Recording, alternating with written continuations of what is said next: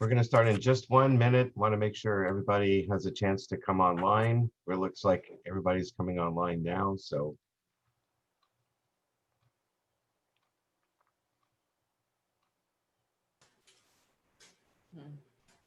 hello, everybody. Good morning. Morning. Morning. Just while we're waiting for everybody to come online, just a sort of calendaring matter. Next week, I had scheduled myself to do a class at a Presbyterian church in the morning. So what we're going to do is record our Saturday morning class in advance and our Sunday morning class in advance. And so we'll show it at Sunday morning at 9 o'clock. You all can log in and watch it. We may also be able to send out an email to the recording. As you know, all of these are recorded and you can watch them all on our YouTube channel if you miss a class. It's better to come in class in person. You can ask questions and so on. But we are recording all of these sessions this year. And I think the other thing is that since I got a little behind last week, if I don't finish everything I need to talk about today, which is kind of likely, I may do another short recording to finish up the topics we're supposed to do today. Okay, I guess let me get started now. So we left off in last week's exciting episode. We talked a lot about God and how we can't really say a whole lot about God because language is normally used to describe things in the physical universe, things that exist in space and time, that have substance. All right, that's what our five senses are designed to perceive. We can touch, taste, smell, hear, or see objects that exist in the universe, and then we can describe them using languages that we've developed over the centuries to indicate those things that we can perceive with our five senses. But God does not exist the way we would say as modern people. I'm just giving a modern interpretation of what our biblical ancestors thought. God doesn't have a physical body. And so in modern terms, we would say God doesn't exist in the space-time continuum. He doesn't have a physicality. And that puts humans at a distinct disadvantage to trying to perceive and then describe God, because the five senses that God gave us to perceive the world with don't work for God. And then how do you describe something that you perceive in a way other than those five senses? I spent a lot of time talking about that and then tried to describe the problem of who wrote the Bible. And I'm going to connect those two ideas together now by discussing what's at the base of how we understand the Bible came into existence. That is, the tradition believes that God revealed the Bible to human beings. And that process is called revelation. What does God reveal, right? God revealed a message to human beings, and that message was recorded in writing and then passed down for centuries. Now, the tradition, the Orthodox tradition, the sort of fundamentalist tradition is that when we say God revealed the Bible, let's say to Moses, he revealed the 5 books of Moses, it meant that God spoke every single word in those 5 books of Moses, and Moses was taking dictation, right? And he was just writing down what he heard from God. And that's the sort of traditional view of revelation. But there's problems with that. And I started to show some of the problems in the text with that from last week. Let me do the share screen now. By the way, feel free to ask questions. This is complicated stuff sometimes. So the problems were, right, there's these anachronisms, which I didn't get to talk too much about, but Moses writing about his own death, that's a problem. How does Moses write that Moses died? Even our traditional commentaries ask that question. Rashi in France in the 12th century said, how did Moses write Moses died?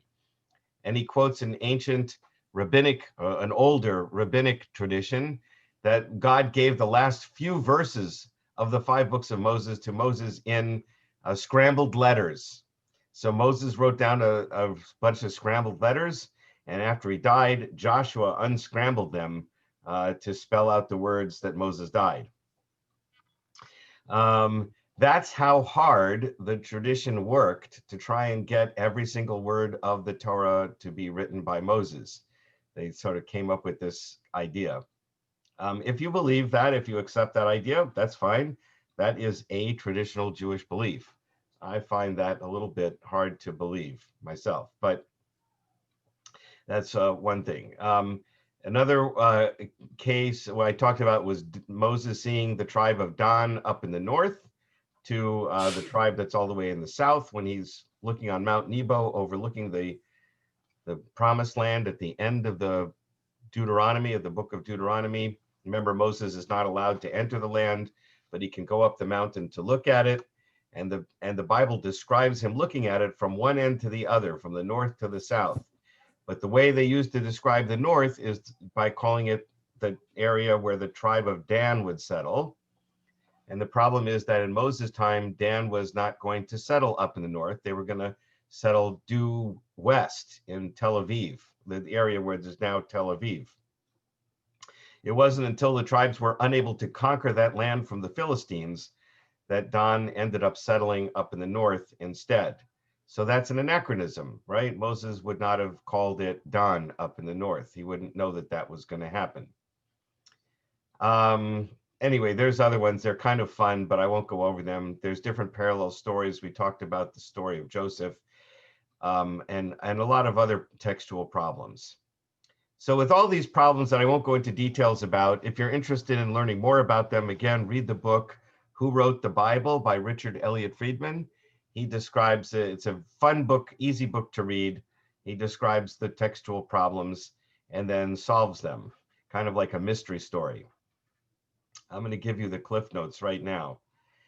To understand, according to modern Bible scholars, how the 5 books of Moses actually came into existence, you need to know first a little history from biblical times.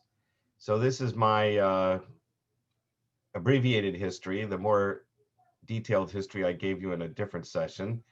Abraham was around 1700, let's say, before the Common Era.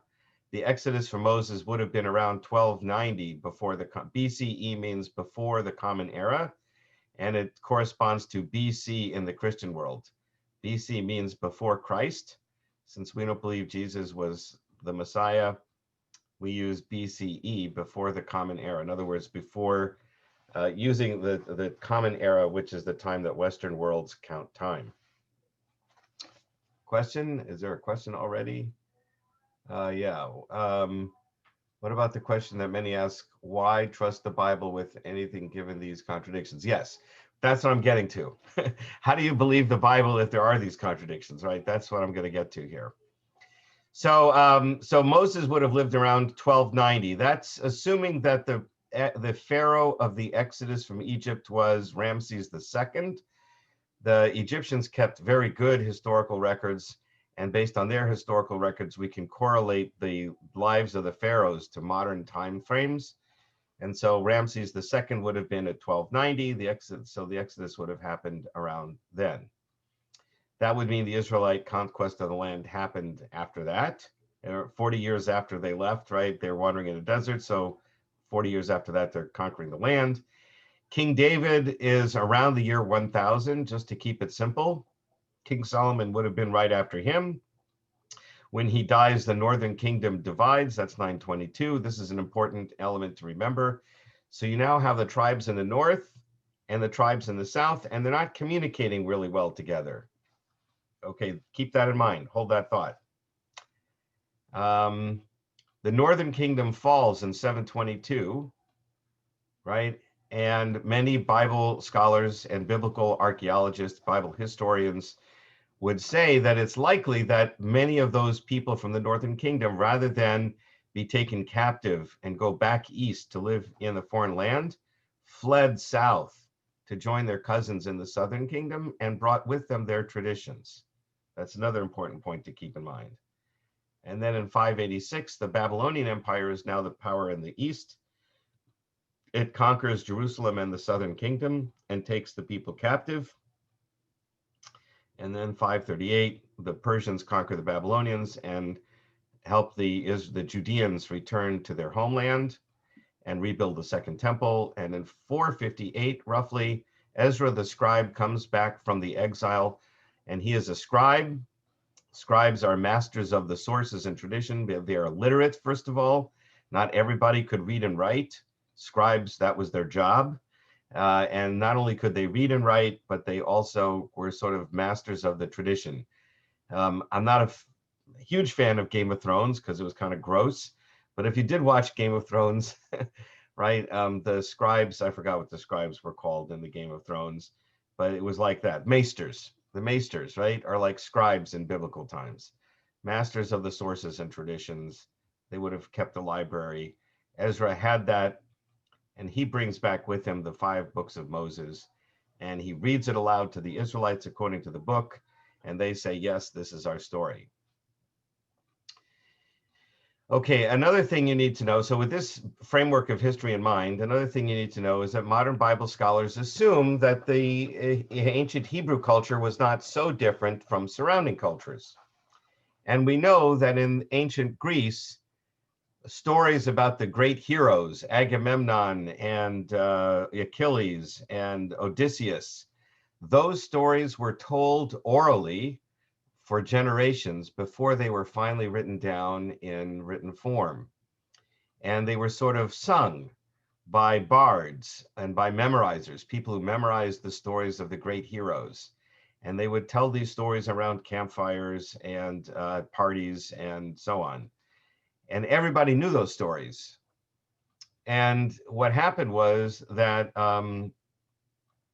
Homer was a scribe, or some say a collection of scribes, who finally wrote these stories down into the Iliad and the Odyssey. So the stories had existed for generations before, and were now in final written form by Homer into the Iliad and the Odyssey. And so Bible scholars assume that a similar process happened with the Hebrew stories. They were told orally for generations and eventually written down. The 5 books of Moses is a very, very, very, very, very long book, particularly for in the ancient world. You have to remember the kinds of technology that were available in ancient times. If you were going to inscribe those stories on clay tablets, you'd have to have several donkey loads, wheel wagon cartons filled with clay tablets for the 5 books of Moses. Stone tablets even harder to chisel them out in stone. I suppose it's possible.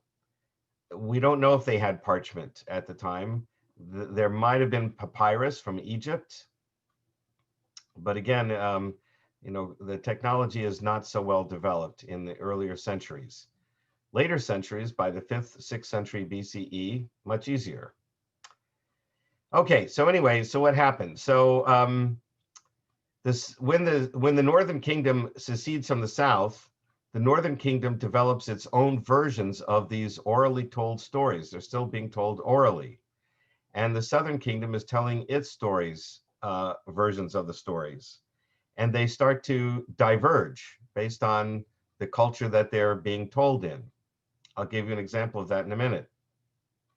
But if you've ever played that game Telephone that we used to do when we were in elementary school, right, where you start at one end of the classroom and you'd tell the first pupil some sentence, and then he would whisper it in the ear of the next pupil, and that person would whisper it in the ear of the next person, and you'd go all the way around the room to the other end of the class, and then that person would have to say what they heard, and it would be a somewhat different story than what was told to the first child. Everybody remember that game, Telephone?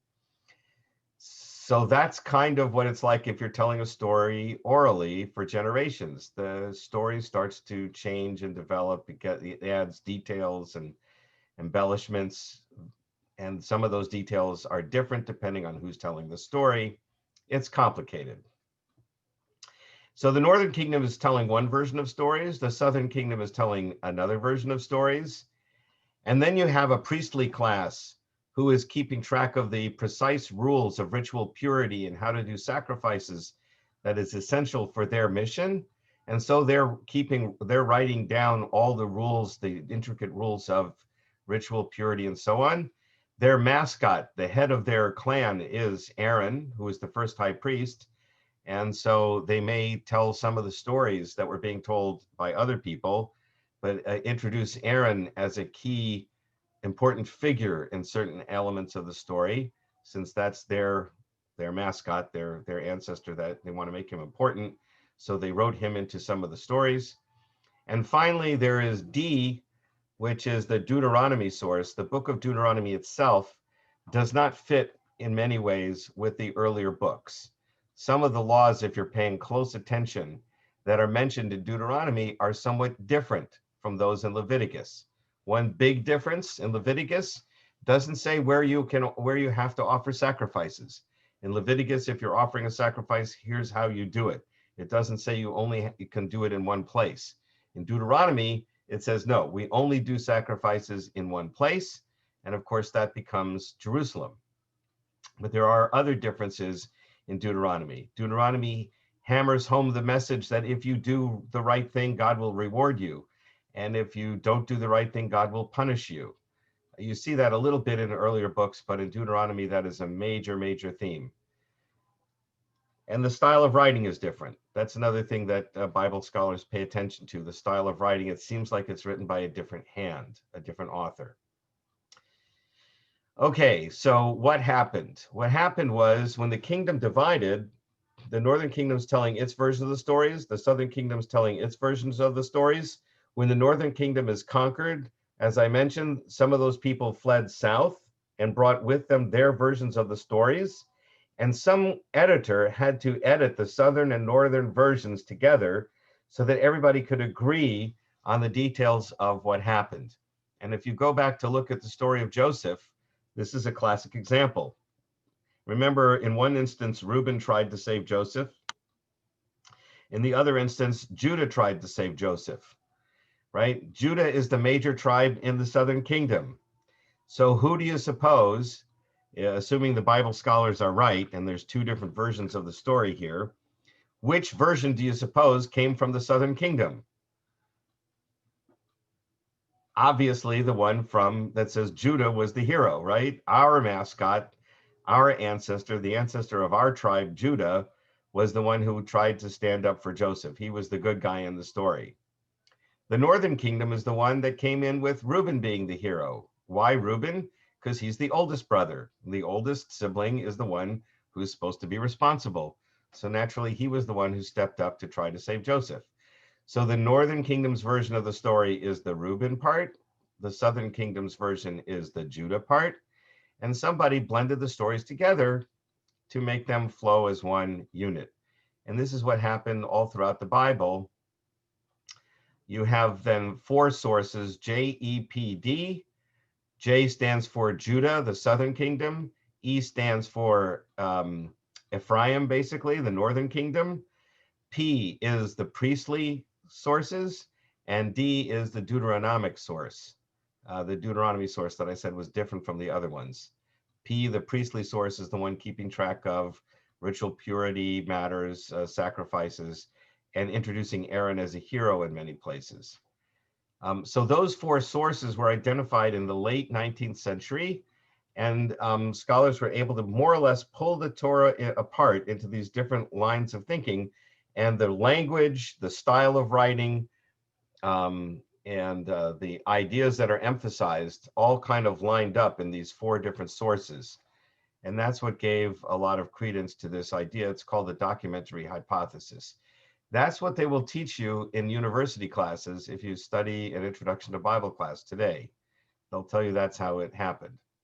So now the question that was asked earlier is, okay, if Moses didn't write down the 5 books of Moses, how do we trust anything that's in the Bible?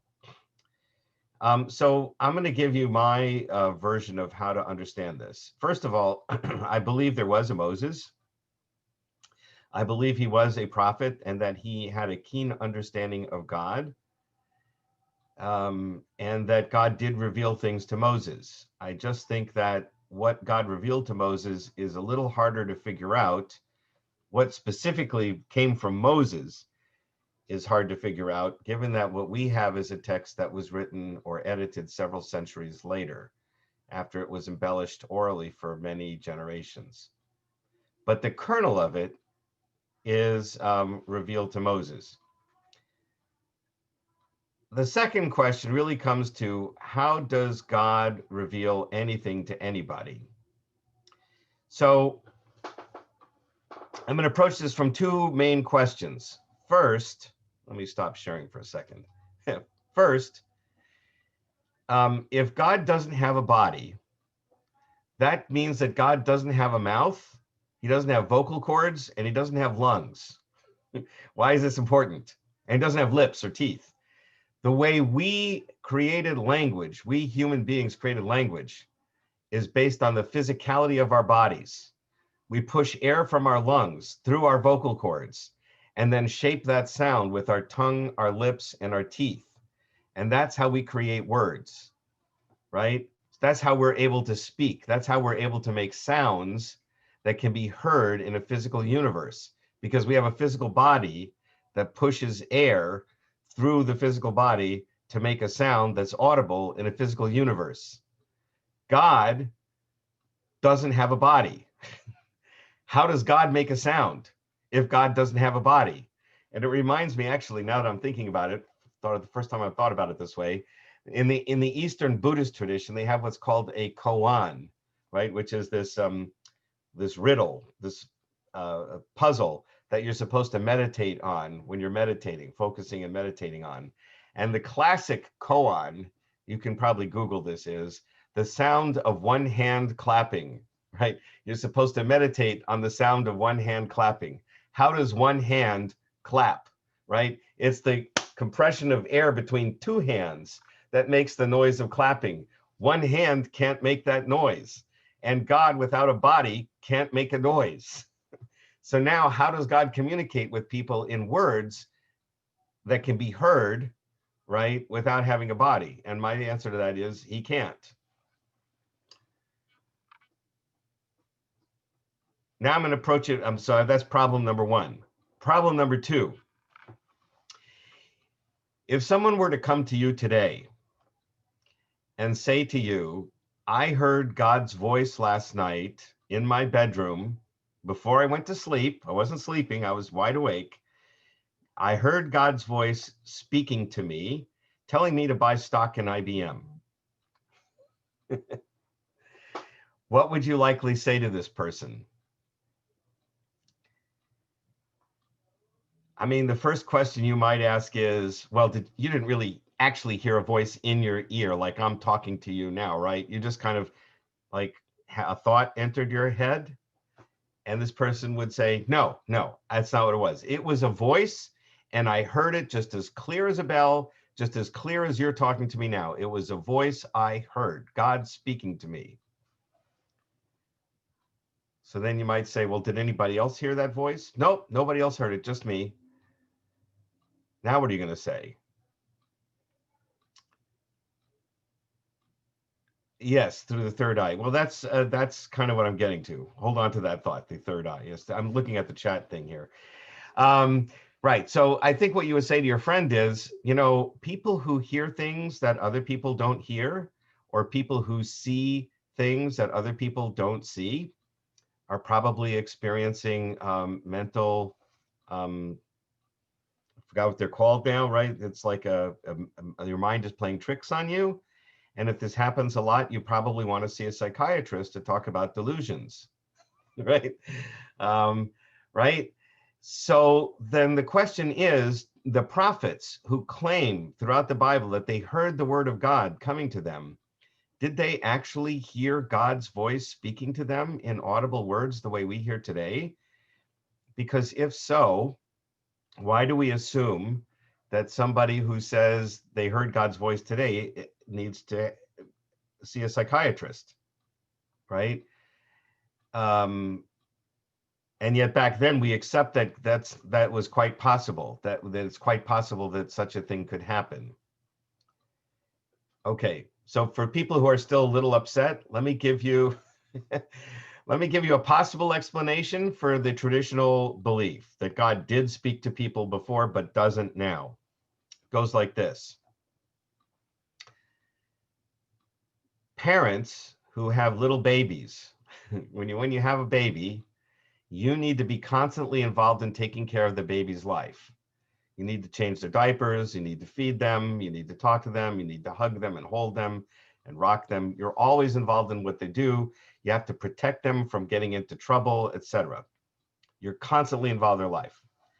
As they get to be a little older and they start to learn how to crawl, you need to back off a little bit and give them space to crawl so that their muscles develop and they start to understand the world around them.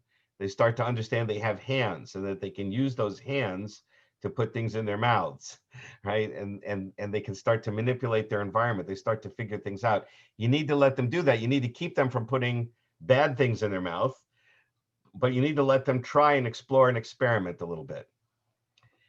Once they start to walk, you need to put up those baby locks all over the place so they don't get into cabinets and whatever, but you need to let them walk and fall down and get up and walk again. You need to back off a little more and let them explore some more.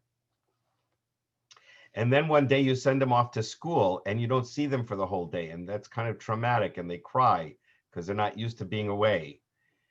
But they have to get used to that idea. They have to get used to not being at home all the time.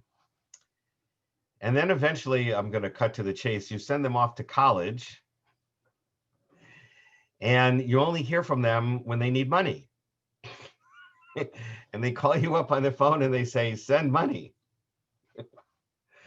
Right? So you only, of course, before iPhones, that was only an audible, there was only an audio record. You know, it didn't have a visual, just in your ear. So you only heard them talking to you over the phone. And at some point they kind of have their own life and you only hear from them once in a while. And that's the process of human development. And so a orthodox person, a fundamentalist person might say that a similar thing happened with God. In the infancy of humanity, God needed to be intimately involved with human beings to make sure that human beings didn't make stupid mistakes and to try and fix and correct and help human beings. But as human beings started to understand their power and their ability to make choices and decisions, God had to back off and let them make decisions. So God, every now and then, will speak to them and say, here's good things to do, here's bad things to do. Think about these things. But God is gradually backing off. And indeed, the Bible seems to portray that, God gradually backing off from being intimately involved with human beings in Adam and Eve in the garden, maybe even Noah, maybe even Abraham, and then with Moses, but not other people, only Moses, to then only speaking to prophets in riddles and dreams and parables. And then eventually in the book of Esther, God is not even there at all. God is not even mentioned in the book of Esther, right? So God gradually backs off and allows human beings to become fully human, fully adult, right? And that's why God spoke to human beings centuries ago, but God doesn't speak today because we're now sort of adult human beings where we've grown up as a civilization. That's one way to understand it. My view is that's not, I personally, it's okay to believe that, but I personally don't accept that because I think that still leaves the problem with how does God express words without a physical body? I'm hung up on the laws of physics. And now getting to somebody's point about the third eye, I do believe God communicates with us. God just doesn't communicate using physical forms. So how does that work? What I would describe is God gave us the 5 senses to explore the physical world. And then God gave us a 6th sense that we don't often talk about, which is a spiritual sense that allows us to perceive what God's trying to tell us. without audible words, sort of like telepathy or a third eye, whatever you want to describe it, right?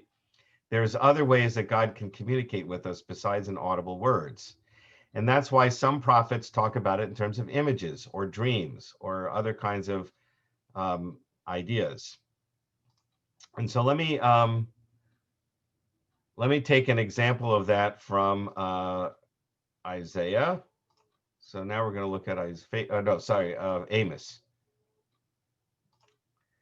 Okay, so this is famous Amos, who went into the chocolate chip cookie business after he was a prophet in the Bible. This is an example from Amos. It's a short one. That's why I pick on it. Amos says, he showed me, either he is an angel of God or God, somebody, he has like a tour guide. So he has this, he showed me something, right? What did he show me? He was standing on a wall checked with a plumb line. A plumb line is basically a rock with a tied at the end of a string. And that's an ancient tool that architects use to determine if a wall was standing perpendicular. Because if the wall was exactly perfectly perpendicular and you hold a string up to it that has a rock tied at the end of it, the rock pulls it straight down, right, at a 90-degree angle to the earth, and you hold the string up to the wall and it will tell you if the wall is crooked or not. That's a plumb line. So he's standing on a wall that was being checked with a plumb line, and he was holding the plumb line, and God asked me, what do you see, Amos? A plumb line, I replied. Good answer, Amos. And my Lord declared, I am going to apply a plumb line to my people Israel. I will pardon them no more. The shrines of Isaac will be laid waste, and the sanctuaries of Israel reduced to ruins. I will turn on the house of Jeroboam with the sword. What is the message he's trying to convey here? Right, when you see when a plumb line is held up a wall and it's crooked, they have to tear the wall down and rebuild it straight, right? So that's the metaphor. So it could be that Amos saw an angel standing on a wall holding a plumb line and speaking to him. But again, today we would say that he was having delusions, if that's literally what happened. So let me suggest an alternative way to understand Amos. Amos is somebody like you and me. He reads the newspapers online now. I used to be a real newspaper, but now he's reading it online. He's reading the headlines and he sees terrible. The society is falling apart. Democrats and Republicans can't do anything together. The corruption all over the place. All kinds of brutality and whatever, and nobody seems to care. And Amos is tearing his hair out, or if he's like me, he's already torn his hair out. Every day he reads the newspapers and he's upset, and then he goes to work. He walks to work because they didn't have cars back then, and he passes by his neighbor's house, and his neighbor has a building project. They're adding a room onto the house. And this has been going on for months because building projects always take longer than they're supposed to. So for months, his neighbor's been adding a room onto his house. And Amos, for the most part, was ignoring that because he was busy thinking about the headlines while he's walking to work every day. But one day, for whatever reason, all out of the blue, Amos stops while he's passing his neighbor's house to look over to see what's going on. And he sees the architect, holding a plumb line up to the wall that he had just built and seeing that it's crooked and will have to be torn down and rebuilt. And while Amos is thinking about the headlines and seeing this image of the architect in the wall, an idea pops into his head. Oh, that wall is crooked. It will have to be torn down and built up straight again. That's the problem with our society. It's crooked. There's corruption. There's distrust. There's mutual hatred and bigotry. All kinds of horrible things going on in society. We're going to have to tear it down and rebuild it straight. And then he said to himself, where did that idea come from? How did that idea pop into my head? Oh, That must be an idea from God. God told me this, right? So now he's had this experience and he now has to describe it to his countrymen to tell them the danger that's about to happen. We need to fix ourselves before we tear ourselves apart. We need to correct the wall without tearing it down, right? We've got to fix our society. How does he do that? Well, first of all, he's a prophet. And he can't say, well, I've been reading the headlines for the last several years and I've been, troubled by them. And my neighbor has a building project and blah, blah, blah. That's going to bore people to death. So he has to tell them in a way they're going to hear and understand and be motivated. And what does he say? God showed me this wall. It's crooked. It's going to be torn down. That's us. Fix ourselves now before God tears it down himself, right? And he's emphatic about it. God told me this. This idea didn't just pop in my head. God told me this message, and he told me to tell you. Did that take specific words? No. Did it violate the laws of physics? No. In fact, it's an experience that many of us might have ourselves from time to time, right? If you've ever had that aha moment when you're studying something and all of a sudden everything clicks, or an idea pops into your head, out of the blue, and it's like, wow, why didn't I realize that before? You could say, where did that idea come from? And you could say, well, it's just neurons firing in your brain and they just happen to come up with this idea this time. Or you could say, God has given us a sixth sense and he's communicating with you in this sixth sense to give you this aha moment, this moment of inspiration, this moment of bringing a new idea into your head. So again, if we look at this, my analogy here, and I apologize for the old technology. I've decided that I'm only going to be doing this a few more years. So I'm not going to even bother to change my drawing, even though nobody uses radios anymore. Does anybody know what a radio is? All right, so a radio has an antenna. The old school technology. Radios had antennas that they would pull radio waves out of the atmosphere with. And they had this tuning device, which would tune in a particular channel. And they had this little volume control to turn the volume up on the radio. And God has a radio transmitter. And of course, his channel is KGOD. And he is transmitting radio messages, signals all the time. God is constantly sending out signals to human beings, trying to teach us to be good and be kind. And he's given us this radio receiver. This is the third eye, or whatever you want to call it, this sixth sense, a spiritual sense, to perceive this message that he's trying to send to us. This is a uniquely human thing he's given human beings. So the trick is to use our antenna to strengthen our antenna, to pull in the sound recording as best as we can. Make sure we're tuning into the right channel. We want to be tuned into the KGOD channel and not some self-serving, selfish motivation channel, right? And the way you know that is if it's telling you to do good things in the world, right? To be kind and compassionate to people, to be honest and fair and just, right? Then you're tuned into the right station. And then you need to turn the volume up so you can hear the message over the noise of our world. We're often so busy doing things in the world with our jobs and everything else that we don't have the ability to hear the message that God is constantly sending out. Right? So this is my analogy for how this might work. Again, it's just an analogy. It's not perfect. I'm sure there are problems with it, but so that's that. Let's see. I remember what a radio is. I used to listen to FM a lot in high school. Yes. Right. Yes. Those were the days, huh? Radios.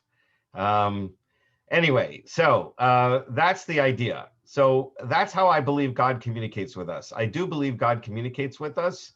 I believe it's a little more like this than in speaking audible words that are written down by a scribe. And but this, of course, the problem with this is that it depends on the human being receiving the message, being sure to tune in right, having the antenna right, and really understanding the message.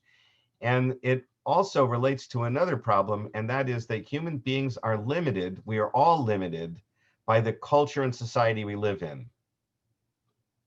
So let me go back to one of the first problems I raised with the Torah, right? It's not scientific. The 7 days of creation is not how it happened.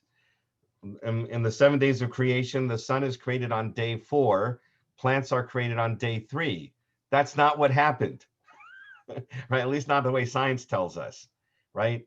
So why would it be wrong? It's wrong because the person who was hearing the message or perceiving the message that God was trying to say didn't have the scientific background to understand the message completely. But the basic concept of the message is actually true. What's the basic idea? There's one creator, God, and that creation is an organized, systematic program. Nature is highly structured. It operates according to laws of physics, biology, and chemistry. That's really what the first 6 days of creation are about. Each plant reproduces itself. Tomatoes don't grow on watermelon vines, right? That's what it say. It's the world has purpose and meaning and structure. That's what the creation story is telling you. And that's all true.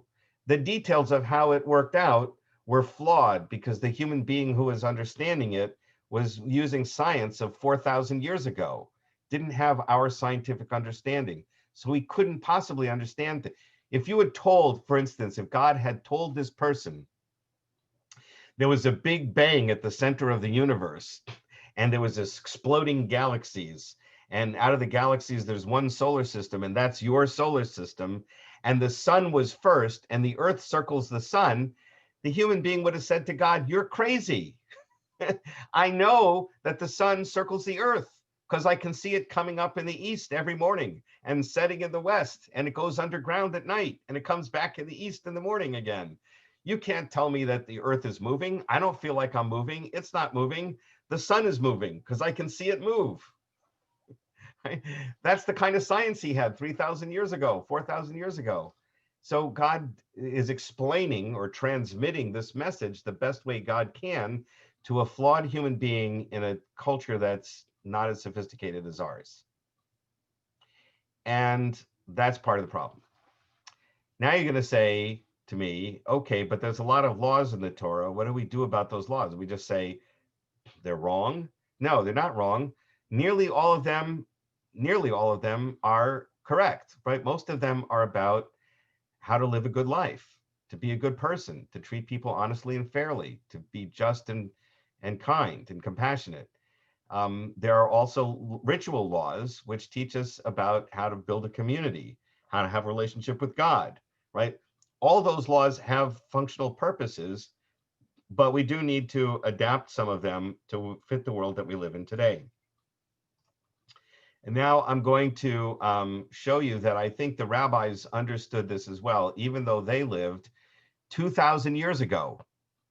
They told stories about what they were doing that indicate to me they were aware that they were changing the laws of the Torah, but they were doing it because they too felt inspired by God to make these changes. And this is really important. And I'll come back to what an Orthodox view of this would be in a minute, but the unorthodox movements in Judaism reinterpret these stories the way I'm going to tell you now. So this first one is from something called the Jerusalem Talmud. Usually when people study Talmud, they study the one that was written in Babylonia because it was written 150 years later. It was better edited, and it got published more widely than the Jerusalem Talmud. But the Jerusalem Talmud is still studied and has a lot of good sources. And this is a story that's told in the Jerusalem Talmud. Had this Torah been given with no room for development, right? If it had been given and written in stone and you can't change the law at all ever, it would have been impossible, right? And what do they base this on? How do they base this radical idea on? because over and over the Torah says the Lord spoke to Moses. He said to Moses, right? What does it mean he spoke to Moses? Moses said to God, as it were, please, God, tell me what is the law exactly. Give it to me in writing.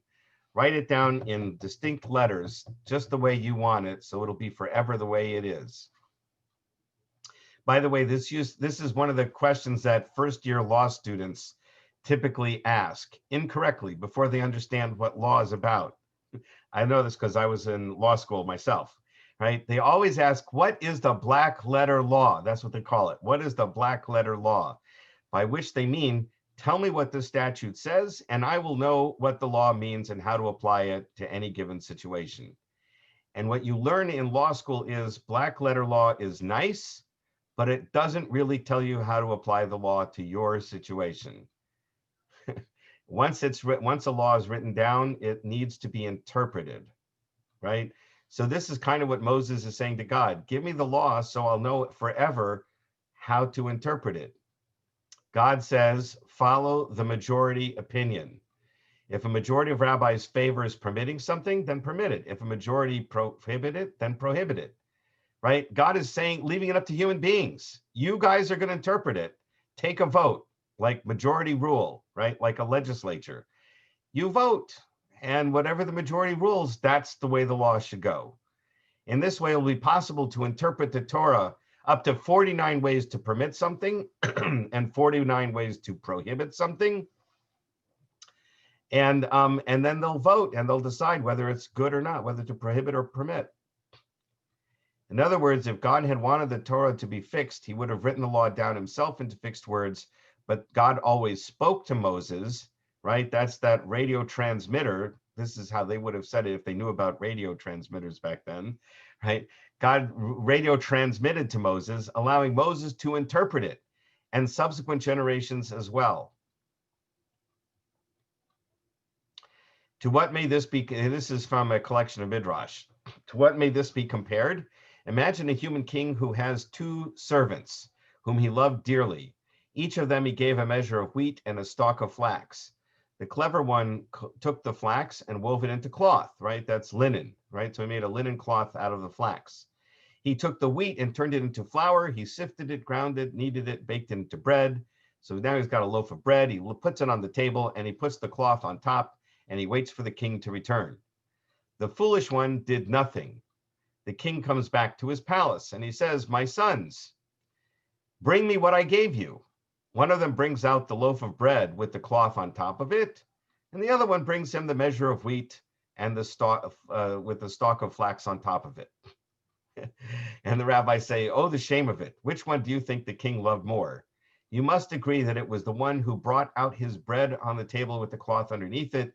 The same way when God gave the Torah to Israel, it was only as wheat for making bread and flax for making cloth, right? So what are the rabbis saying?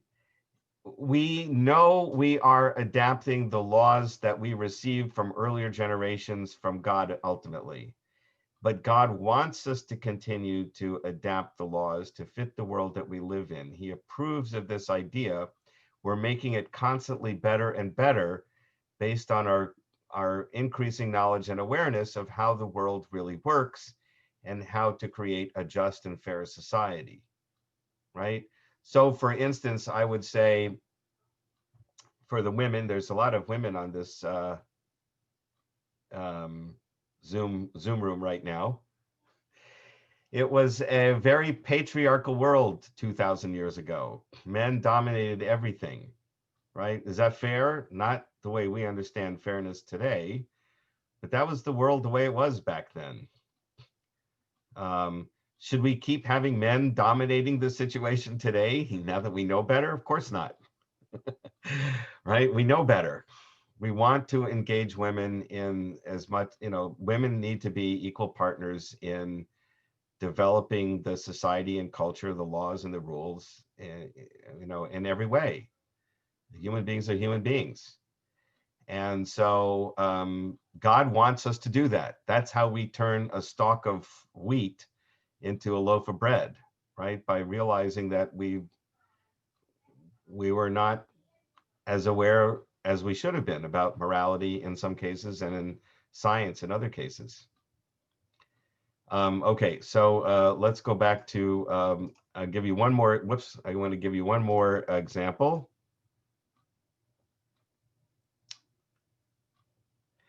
And I'm going to stop at this one. Moses, so the story, as we said before, the traditional view was that Moses was God's secretary, and God was speaking to Moses, this is what to write, Moses, and he wrote down dutifully every single word of what God spoke. That's sort of the traditional view, the view that I've sort of I personally don't follow, but you're welcome to follow it if you wish. That is the traditional view. But in this particular story that the rabbis are telling, it's the other way around. Well, not exactly. Moses isn't dictating to God, but God himself is writing out the Torah, right? Moses is not the secretary. God's writing the scroll himself. So this is a different version. And don't worry that it contradicts the story above. Rabbis loved telling stories, and they didn't worry about contradictions as long as the story told an ultimate truth, which they believe this story will tell. So in this version, God is writing out the Torah himself. And if you've ever seen a Torah scroll, writing, and you can see a picture of it, the font that's used, the Hebrew letters, the Hebrew letter fonts in writing a Torah scroll are very ornate, what we call serifs, right? They have a lot of serifs, the little curlicues and stuff. So God is writing out a Sefer Torah, a Torah scroll, and he's adding all these little curlicues to the letter, making very ornate letters. And Moses says to God, Lord of the universe, why is this necessary? Why are you spending so much time being careful to write all these fancy curlicues on the letters? Just write out block letters. Let's get on with the story. People downstairs are making a golden calf. I got to go deal with it. Hurry up and finish writing, right? That's kind of the idea, here. So God says, no, I have to write the curlicues because after many generations, there's going to become a rabbi whose name is Akiba, and he is going to expound on each of these little curlicues, lots of laws. Based on the little curlicues, he's going to come up with incredible, brilliant interpretations of the law based on curlicues. And so Moses is very impressed. Wow, Lord of the universe, can I see him? So God says, turn around. And this is kind of like when A Christmas Carol, when Scrooge turns around and he is transported into Christmas future, right? So I think that Charles Dickens read the Talmud and stole this concept, which is already written in the Talmud. So Moses turns around and he's transported hundreds of years into the future, where he sees Rabbi Akiba in the schoolhouse teaching a class.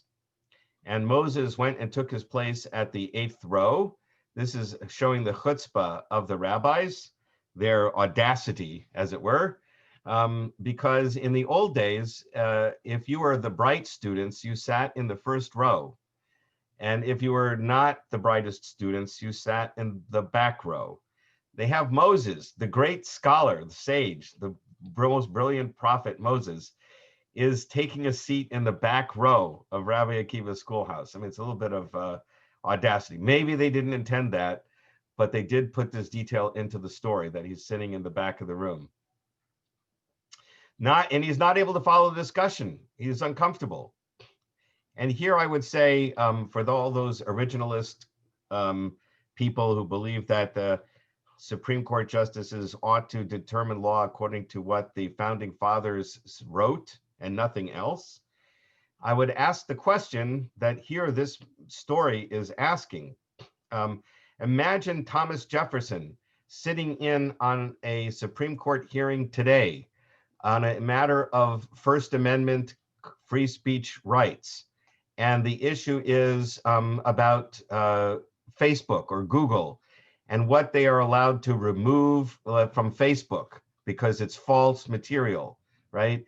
Or can we strike? I'm not going to answer the question whether it's appropriate to strike it or not, but just asking the question, is it appropriate for Facebook to monitor lies on their website? Can they take that out, or does that violate the First Amendment? And Thomas Jefferson is sitting in on the oral arguments of this discussion. Who cares what Thomas Jefferson would say about it? Thomas Jefferson's world was light years apart from the world that we live in today. Just trying to explain to him what a computer is, what the internet is, let alone what Facebook is, how would he possibly understand what the arguments were about? And that is basically what the rabbis are saying here, right? Moses is sitting in on a conversation in a world that is hundreds of years after the time he lived in. And of course, he's confused about what they're talking about. It's a completely different world. So finally, they come to a particular point, and a student asks the master, that is Rabbi Akiva, how do you know this is the law? And Rabbi Akiva says, as a good originalist, it is the law that was given to Moses at Mount Sinai. I'm not interpreting, I'm not legislating from the bench. This is just what Moses taught, right? I'm not telling you anything new, even though Moses himself is confused and doesn't understand what's going on. However, Moses felt better having heard his name mentioned. And then he went back to God and he said, Lord of the universe, you have such a person and you gave me the Torah? And to which God answers, yeah, that's what I decided to do. Not a satisfactory answer, but anyway, that's the story. Okay, that we only got through the concept of revelation. What I tried to show you was the rabbis themselves knew they were adapting the law to fit their world. They knew that, that this was necessary. And our movement says it continues to be necessary. The world we live in is light years different from the world the Talmud was written in. And therefore, it needs to continue to be adapted and updated. The Orthodox view, the more traditional Jewish view, is the rabbis of the Talmudic era were somewhat inspired by God to make the changes they were making, and they were authorized to do so by God. But we can't do that anymore. We are not on the same standing as the rabbis. We can interpret what they wrote, but we can't be too dramatic in changing the laws. Our movement says sometimes we need to make some dramatic changes, like providing for women rabbis, making things egalitarian. That's a whole new world that our rabbis didn't know about. And we need to make the law adapt to those changes. We'll continue. The trick is to write the next volume, as one of my teachers said, we're writing the next volume in a series, right? So it's attached, it follows on what came before. We're not starting a whole new series of books, right? That would be breaking with the tradition and starting a new religion. We're just adapting the religion to the world we live in today. Unfortunately, I didn't get to the topic I was supposed to cover today. So I will do a separate class on that and send it out to you. So I have two to do. One is going to be on the Messiah, the afterlife, small matters, heaven and hell. That's all one class. And the other class is going to be on why do bad things happen to good people. Also a very minor issue. But I am happy to talk with anybody about any of these topics further. Obviously, I can't deal in great depth on any of them in a 1-hour class, but I'm happy if you have questions still about them. I'm happy to answer those questions anytime. Just, I don't do well at answering emails, particularly these kinds of questions. It takes too long. So let's set up a time to phone or Zoom together. And I'm happy to take questions then. Were there any other questions in the chat? Oh, so someone disagrees about who cares what Thomas Jefferson would have said. Okay, that may be an overstatement. And of course, we want to have in mind what Thomas Jefferson was trying to imagine, but we also need to keep in mind that Thomas Jefferson lived before indoor plumbing, and before the internet. Right, so you are necessarily going to have to use your imagination as to what Thomas Jefferson might have said had he lived today, right? Okay, random question. Why do so many Jews write G-D instead of God? Right, that's because God's name is holy and we shouldn't use it indiscriminately. Most traditional authorities say that spelling out God, G-O-D in English, is not God's name. It's just an English word. So you don't need to hyphenate it. Other people want to sort of, because we use God so often as the name for God, they want to say, well, let's consider it holy as well, just to keep that idea of God's holiness in mind. I don't hyphenate God myself personally, but many people do. Okay, I gotta go. Sorry, I hope that was helpful. Thank you, Thank you, Rabbi. Rabbi. Rabbi, it was great. Thank you. Thank Okay, you. take care, everybody. And I won't see you next week, but I'll have 2 videos for you. Aw. Thank you. Bye-bye. Thank you. Bye. Thank you.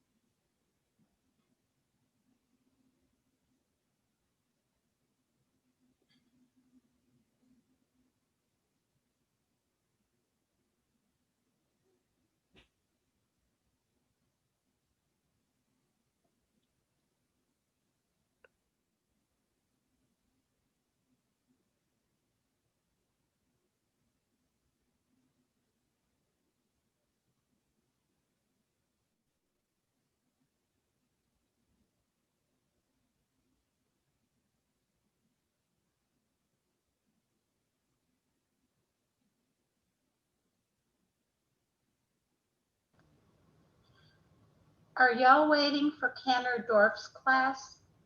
Yes. Thank you. Yes. Thanks.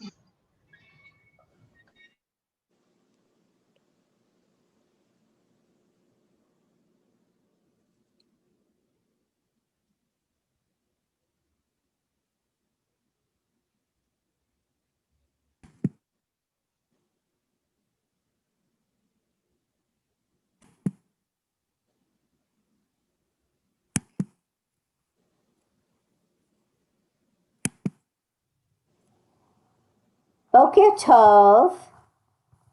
Okay, Tov. Okay, Tov. Hakol Beseder.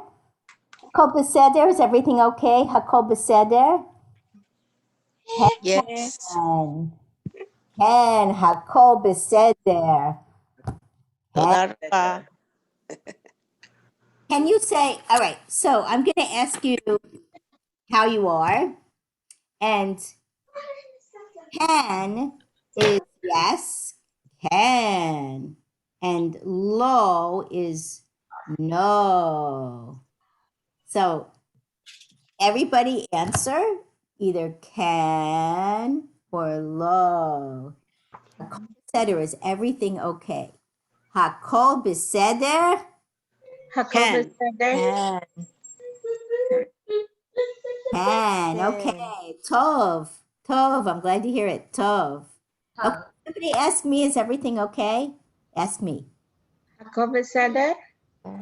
Can. Can. Toda. Thank you. Toda. Hakol beseder. Okay.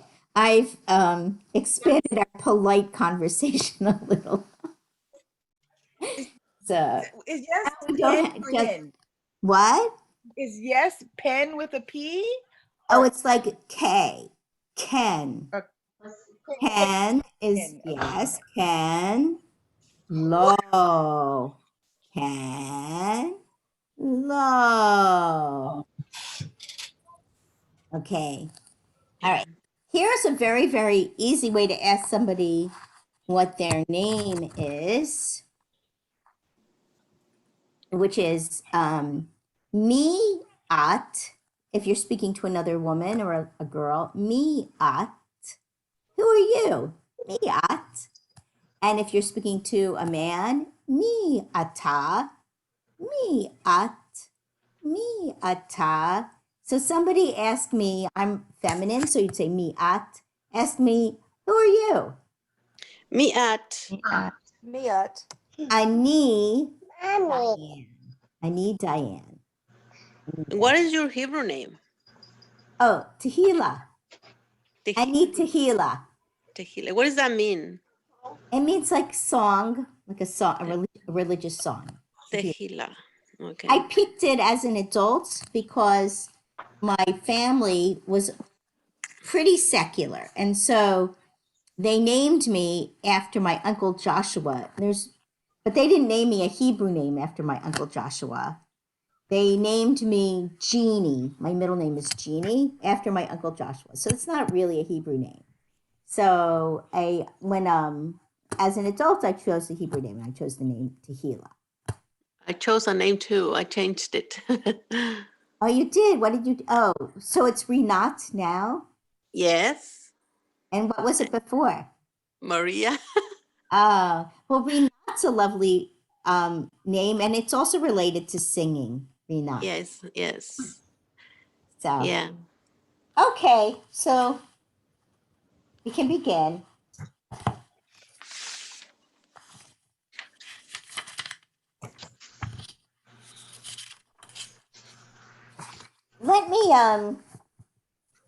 Let me start by just asking you what some of these words that we've learned mean. Okay. So what is a bracha? Blessing. Blessing. And what is a shamash? The helper. Helper candle. Right. A helper, human being or candle. What is a kala? Bride. A bride. Bride. Not to be confused with challah, which is bread and is spelled with a chet. Okay. Now, if we go to the back of the book, we can do our Aleph Bet song. And I asked Lisa to send you a link that has a whole bunch of different Aleph Bet charts. So I hope some of you have taken a look at that and picked out a chart that you like. But we can just use the back of the book for now. Okay. So let's sing the Aleph Bet song together. And I urge you, if you look at the folder that I sent you, there's also an Aleph Bet rap, which I don't feel capable of learning, but some of you might really enjoy learning it. And it might make learning the Aleph Bet more fun for you. Okay, here we go. Aleph Bet Bet.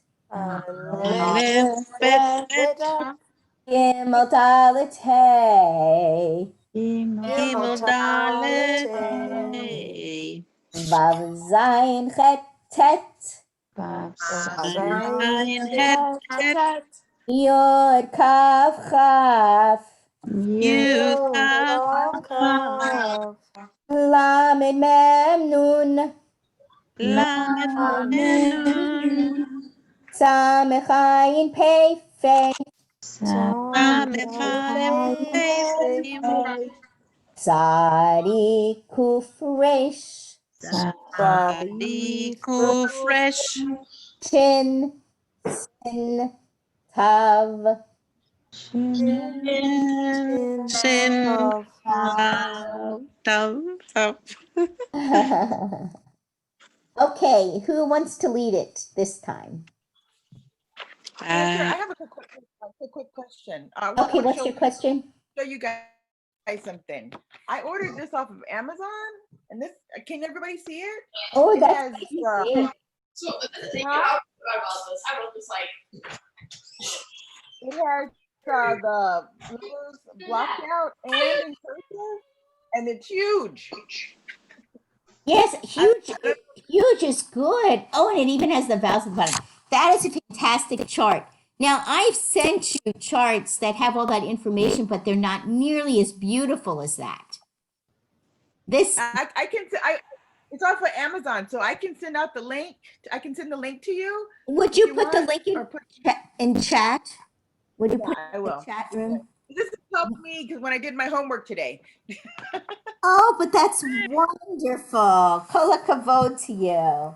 That's wonderful. What page are you is The in the book? alphabet is on page 95, but it's not nearly as nice as that chart. So thank you so much. And also, I sent you some much more comprehensive alphabet charts in that folder I sent you. So I hope you'll take a look at those. Also, there's a link. There are a couple of links to some good websites that I hope you'll take a look at. There's Hebrew Pod, which is a site on YouTube that has so much. Okay, Michaela, understandable. Thank you.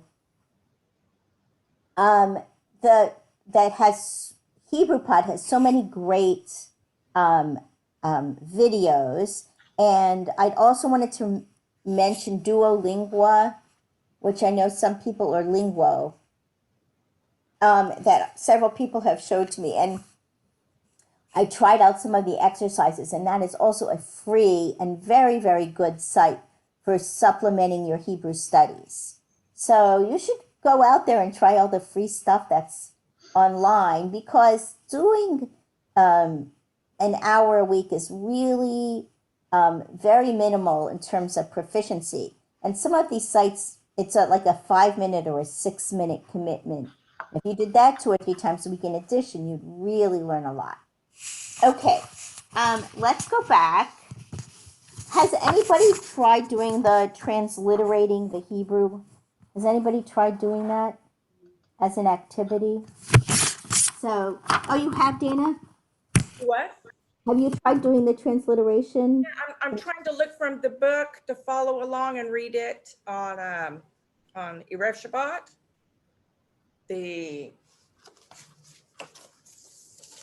And how's that going? It's going good. Oh, good. And then I think you'll be able to transfer it very quickly over. But what I was saying is, for example, in this book, you could pick a page, any page, and you could just try to spell these in English, because it would help you to remember the sounds of the letters. It's not something that you want to do all the time, because you want to be able to do it in your head. But once in a while, as an activity, to just try to spell out the letters, and you can use an alphabet chart to help you, one of the ones that I sent you. And you can even try prepping for the class that way, like going to the chapter that we're about to do and try transliterating some of the words as preparation for the class. Okay, I think that would give you a little leg up on things. All right, let's go to page 21. And our vocabulary word is Havdalah.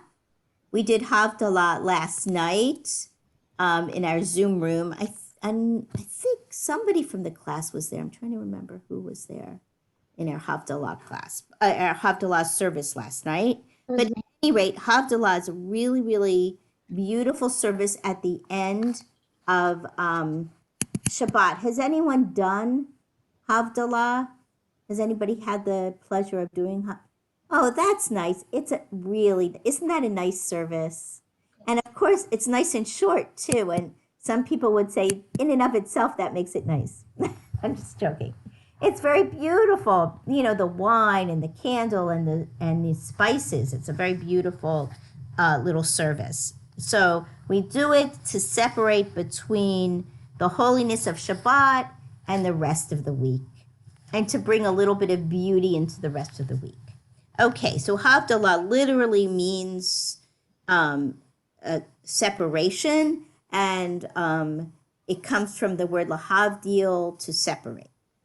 So here we have a new vowel and 2 consonants. All right, our first new consonant looks just like a bet without a dot in it. If you're looking at the top of 21, we have 2 circled consonants and then a vowel. So the vet looks like a bet without a button, right? We said that bet has a button in the middle. So this vet does not have a button. And so one way of remembering is vacant means empty, right? Vacant means empty. So vet is vacant, right? There's no button in it. Vet is vacant because people get bet and vet mixed up, but you can remember bet has a button and vet is vacant, all right? Okay, and then the letter after vet is dalet. So dalet sounds like a D. Dalet sounds like a D. Dalet. Okay, and then under the empty circle, you see a vowel that looks just like an ah vowel with a shva, a silent vowel in front of it. And that is simply pronounced ah, like our other ah vowels.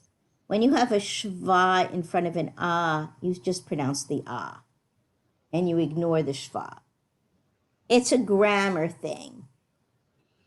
It's a grammar thing that we don't need to go into now. But a shva in front of an ah, you pronounce the ah, and you ignore the silent vowel. Okay, so let's do this. First, I'm going to read all of the consonants, and you can read with me if you want to. And then what we're going to do is I'll read 2 and you read 2, all right? But first we can read them all together. Bet, tav, tav, shin, mem, lamed, kaf, hey, resh, chaf. Okay, now I'm going to read 2 and you read the next 2. Bet, tav, Tav, Shin. mem, lamed, Kav. Okay. Hey. resh, chaf. Very good. Now you start. You do the first 2. Bet, Tav, Tav, shin, mem, Mem. Lamet. Lamed, kaf, hey, Resh. Chaf. metsuyan. Okay. Is there anybody who would volunteer to read the letters? Would anybody like to? I'll do it. Okay, thank you. Bet, tav, tav, shin, mem, lamed, kaf, hey, resh, kaf. Excellent. Excellent. Kol hakavod. Now let's talk about that last letter. That's new. Didn't we just start that last week, that letter? So I just want to remind you, and somebody else pointed this out. I think Yedidiah pointed this out last week, that it's like at the end of the composer's name, Johann Sebastian Bach. Or like the name of the bread, challah. And the way that I recommend making this sound is to not make a big deal about it, but if you form a K, everybody say K, K, Hey. K, and then you just push a little bit of air through the K sound. That is how you make the sound chaf. You push a little air through a K. K. Right? You don't need to hear a lot of, like a lot of my children's students make it kind of gross, but you don't need to do that. You just blow a little bit of air through a K. And that's all you need to do. Okay, now there's a good chance that we're going to confuse vet and chaf, because I think if you look at chaf at the end of that line of consonants, it looks a lot like a vet, except that a vet is square and has a little bit of a tail at the end, right? So just a heads up on that. Okay. Let's, on line 1 at the bottom of the page, just review the vowel sounds that we're looking at there. So I'm going to do it first. Ah, eh, eh. Can you do it with me now? Ah, eh, eh. Oh, okay. So the schwa sounds, when it's not silent, it's usually silent in the middle of a word. It should be somewhere between an eh, like in the word sit, and an eh, like in the word bed. Anywhere in that continuum is acceptable. Anywhere between eh and is acceptable. Okay, now we're going to apply the vet, where it sounds like a V. So I'm going to read it once, and then you'll read it with me, okay? Line 1. Va, va, ve. Please read it with me. Va, ve. Va, ve. Okay, now line 2, we have the hey. Hey is like what letter in English? H. H, good. So here we go. And oh, let me do the vowels underneath.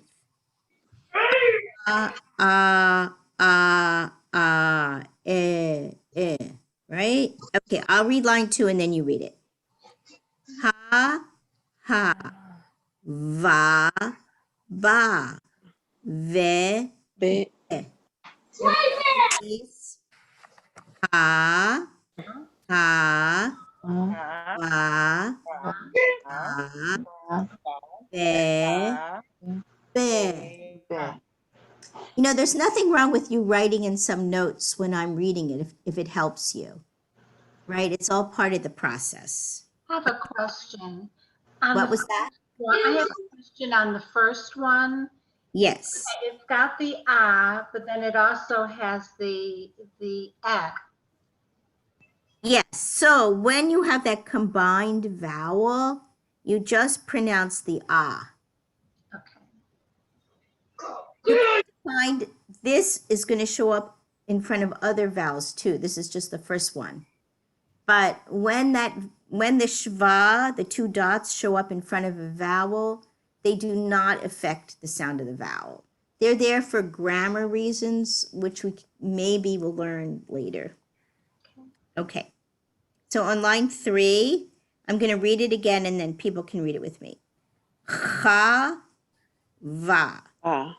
Che, ve. V. I just made the sounds of the consonants for the last 2. Okay, can you read it with me? Cha, va, che, ve, v. Okay, line 4. I'll read it first and then I'll come back and you can read it with me. Lav, rav, hala, shav. Read it with me. Lav, rav, hala, shav. Okay. And now line 5. Levat, rachav, shavar, shavta. Okay, can you read it with me? Levat, rachav, shavar, Shavta. Shavta. So, how would somebody spell the last word on line 5? If you were going to spell it in English letters, how would you spell it? S Uh, K S H R Shavata. A V E T R. S-H-A. S-H-A, and then what comes after S-H-A? V E, and then what? E. T, T A. A. Right. S-H-A-V T-A. And that's because the vowel under the vet is silent in the middle of a word. The vowel under the vet, the shva, is silent in the middle of a word. So it's not normally going to be pronounced shavita. It's just going to be shavta. Okay, page 22. Okay, I think the purpose of page 22 is to differentiate between Ba. kaf and chaf. Because now we have 4 letters that kind of look alike. Bet, vet, kaf, and chaf. Or bet and kaf and chaf and vet. All right? So I'm going to read line 1. And if you want to write anything in, feel free. And then you'll read it with me. Ba, ka, cha, va. Bab, Oh. Kema, Kama. Okay, read it with me. Ba, Ba Ba. Cha, Kha Va. Ba Bab, Ba Kema, Kama. For line 2, why don't you write in what you think the words are? Like write it in English letters. Right? For example, I'll do the first one for you. V-E-C-H-A. Vecha. V-E-C-H-A. Vecha. So why don't you try just writing them in as an exercise?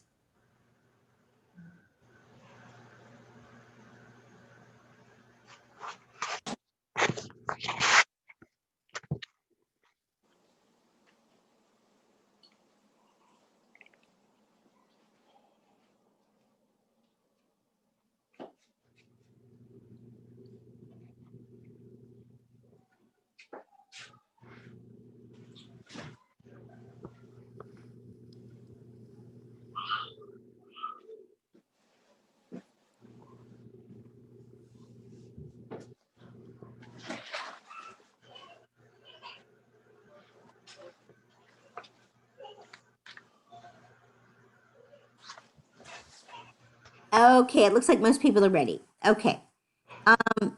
How did somebody spell the first little grouping on the second grouping? The second grouping on line 2. C-H-A. Baha. Well, the second CHA is, I think, how I would have spelled it, but the first letter I wouldn't have spelled with the CH. With a K then? Ka. With a K. With a K. With a K. Right. Okay. Or even with a C, but not with a CH, right? Ha, ha. Ha, ha. What about the third grouping? Did anybody do that one? How would you spell it?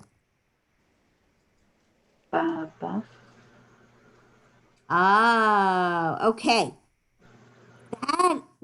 This is exactly what the book wants you to do. It wants you to confuse bet and kaf.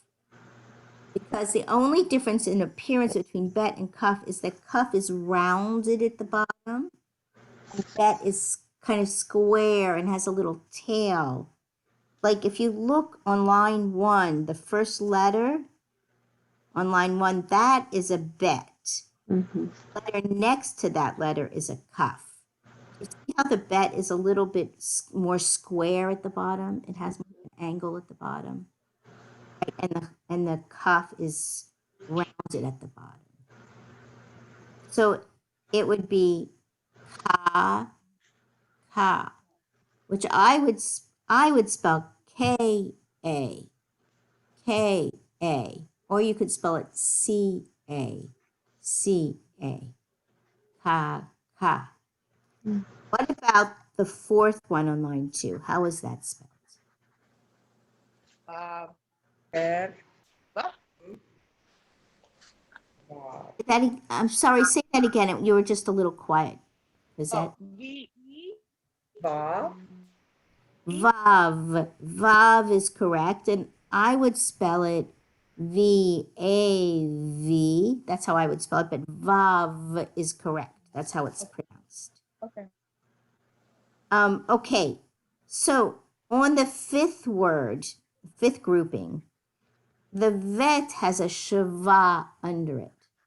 So when you have that consonant, the one that we call shava, the 2 dots, under the last letter in a word, it's silent.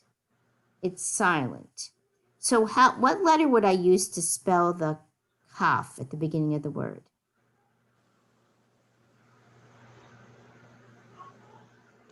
A, K. K. And how would you write the vowel under the kaf? okay. A, A. ka, ka, Well, the last letter is not a kaf, right? If you look at the kaf, you can see the kaf is rounded. The letter next to it has an angle at the bottom and a little tail. So what letter is that? Okay. Vet. Vet. Kav. K-A-V. Kav. Right, K-A-V. Yes, that's what I would write. Kav. Okay. What is the first letter of the last grouping on line 2? What's the letter? Bet. Bet. Bet. Like a B in English. Bet.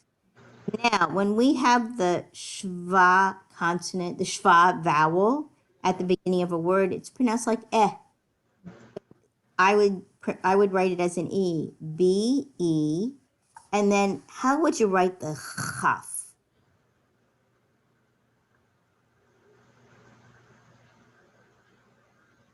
There's no sound like chaf in English. Is it a K?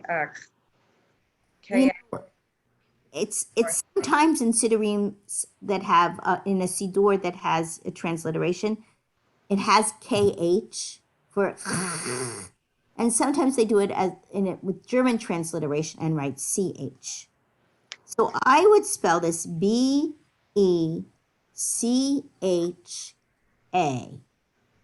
That's how I would spell it. Becha. Becha.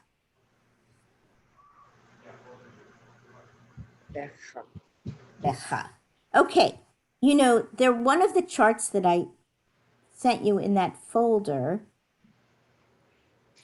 has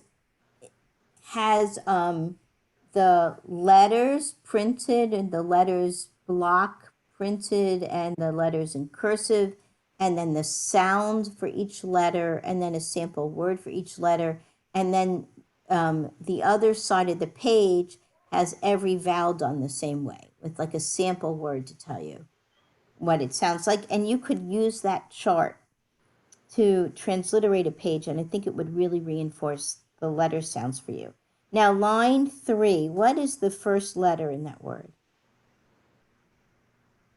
Ka. Yeah. Kaf. Very good. What's the second letter? Job. Of. And what's the last letter? Bet. Someone say vet. Vet is correct. Kaf, tav, vet. Katav. Okay, this is going to be really grinding, but I am going to spell each word and then say it, and then I want you to do the same thing. So I'm on line 3, second word. Kaf, tav, oh, it's silent, sorry. Kaf, tav, silent, vet, hey, kat, va. Can you do it with me now? Kaf, Up. tav, silent, Silent. vet, Bet. hey, kat, va. Cat. Va. If this is giving you a headache, that's a good thing. Headache means that your head is really working hard. It's like when you exercise and your muscles hurt and your coach tells you to keep going. So if your head hurts, keep going. Feel the burn. It means you're learning. Third word. I'm going to do the same thing. Bet, chaf, hey, bacha. Right? Hey is silent at the end of a word. Now you do it with me. Bet, Bet. chaf, hey, Hey. bacha. Okay, Bacha. fourth word. Kaf, tav, vet, silent, tav, katav, Will you do it with me now? Kaf, tav, vet, Vet. silent, Lent. tav, katavta. Okay, last one on the line. Bet, hey, Do it with me. Bet, hey, Okay. Let's drop to the bottom of the page and do a little bit of practicing with Dalit. Dalit. I don't remember that we've had any of the other letters that look like Dalit yet. So I'm just going to dive right in here. Okay. Line 1. I'll read the line first and then you read it with me. Da. Da. De. Da. De. Dalit. Do it with me now. Da. Da. De. De. Da. De. De. Da. Dalit. Right. Dalit. Okay, line 2. I'll do it and then you do it with me. Ha. Ra. De. Re. Ha. Da. Oh, it didn't occur to me. Of course, you can mix up Resh and Dalid, can't you? Yes. What is the difference in appearance between the Resh and the Dalid? Right. She's more fun. More, it has a little tail. I mean, the dollar has a tail. Right. So we have two good observations that Resh is rounded. That's very good observation. And the Dalid has a little tail, right? It's like wearing a little feather, right? So I really can't think. Dalid has a dollop. It has an extra little dollop, something. Dalid has a dollop and Resh is rounded. That's a very good memory device. Okay, line 2. I'm going to read it again and then you'll read it with me. Ha, ra, de, re, cha, da. Read it with me. Ha, ra, de, re, cha, da. Da. Okay, line 3. Da. Ra. Da. Ra. Da. Da. Da. Ra. Dalit. Lit. Resh. Resh. Let's do it together again. Da. Da. Ra. Da. Ra. Ra. Dalit. Lit. Resh. Resh. Have I given everybody my phone number before? Yeah, I'm just gonna do it again. I would love it if people would pick a couple of lines to read on page 23 and record themselves and send it to me. It's just say, if you want to challenge yourself, you could do like 7 and 8. And if you don't want to challenge yourself, you could do 1 and 2. But you could just let me know, record yourself on your phone, let me know what lines you're doing, and just text them to me, and I'll listen to them, and I can help you. Thank you. You're welcome. And that's, of course, completely optional, but I'm happy to do it, and it might be good practice for you. Sometimes giving yourself a little challenge, because it can be very passive learning this way on Zoom, you know? So if you're willing to do that, I'd be very happy to hear your work. Should we send a voice memo? Yeah, Is that just what you want? put it on your phone on voice memo, and then just text it to me at my phone number. Be sure to say who you are, because I don't have ID for everybody on my phone, right? So when you send it to me, you know, please write your name in the text. Okay. Did we do line 4 on 22? Let's do it again in case we didn't. Okay. Okay. Dar, dav, bida, havda. Dar, dav, bida, havda. Okay, can you read those back with me? Dar. What line is this? Oh, Number I'm sorry. 4? Line 4. Sorry. Okay. Dar, Da. dav, La. bida, havda.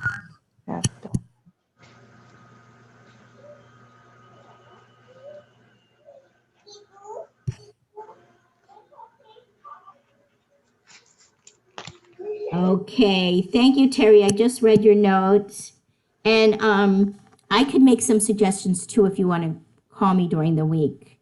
It sounds like it's good that you're finding all these great resources. That's wonderful. Okay. Okay. Let's take a look at page 23. We're not going to do all of it. It's just too much. But we'll do the first few lines. Okay, here we go. Line 1, I'll read it and then you read it. I want to point out all the ways in which they want to fool us with Dalet and Resh in line 1, right?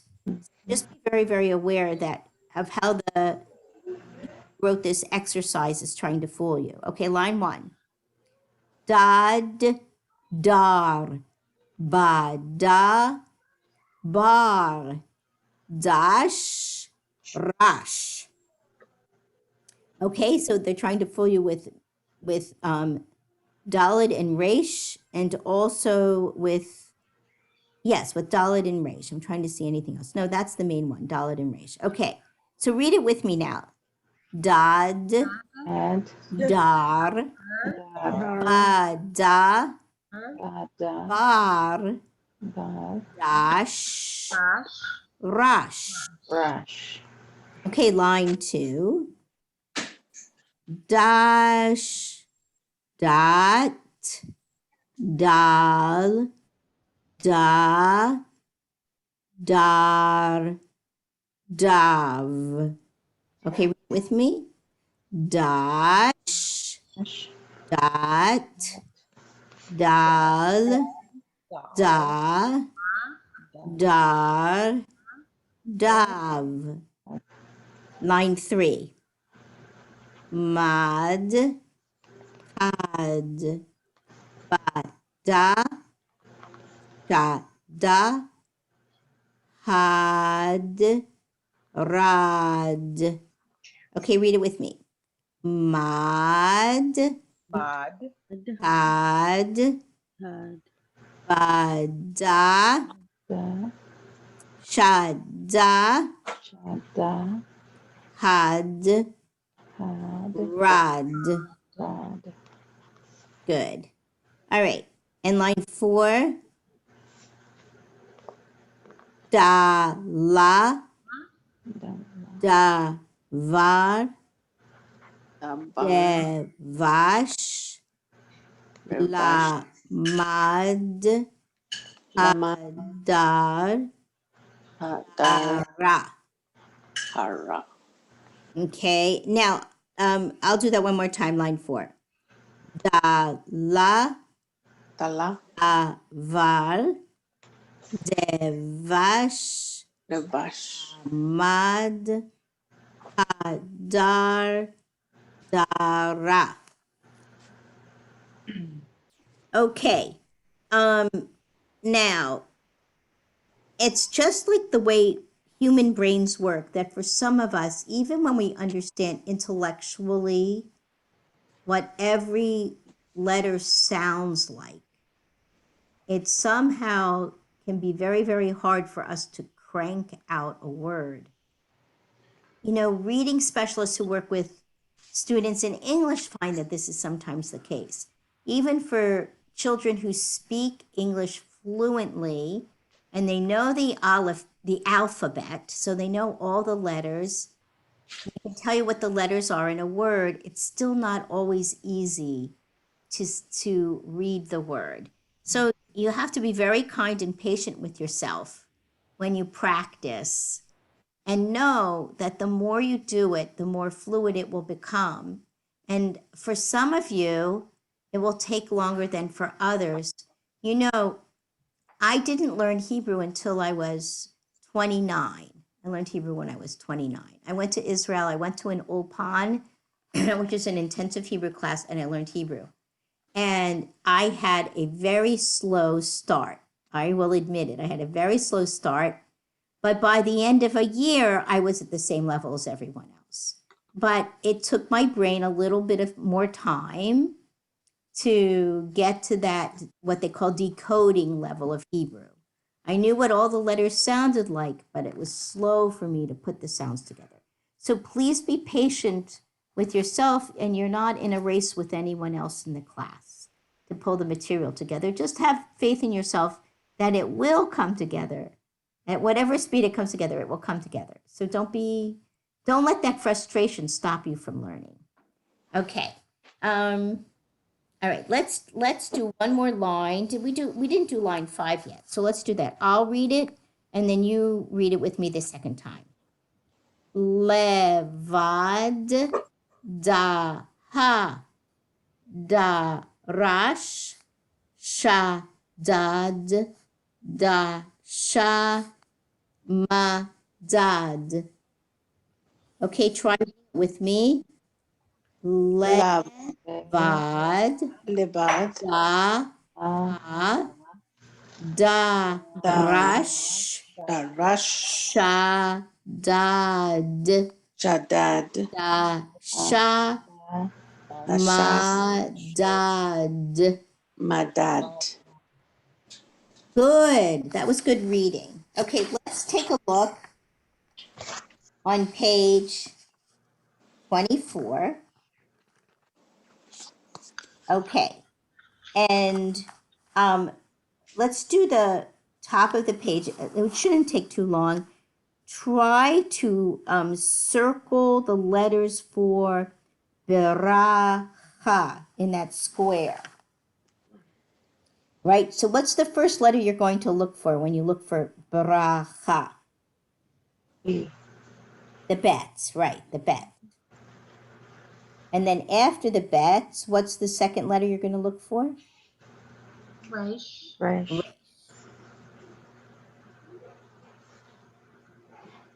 And then you need to look for chaf. Are we looking for we're looking at the sounds like, Oh, no, I'm sorry. We're at the top of the page. at the word find? Word find. Okay. First, you need to look for bet, and then you need to look for resh, for beracha. Okay, did people find it? Yes. Yes. Yes, okay. On Havdalah, what's the first letter you're going to look for? Hey. Hey. Martinez. There you go. I'm sure you all found hey vet. And then what's the second letter? So Dal. hey vet, we all found that. And then the next letter after that is Dalit. Okay. Did everybody find Havdalah? Good. It's in the middle. Right, in the middle. That's right. It's vertical and it's in the middle. And then Shabbat. What's the first letter you need to look for? Shin, right, shin. And then bet. Bet has a button, right? Bet has a button. Bet. There it is. Did everyone find Shabbat? Yes.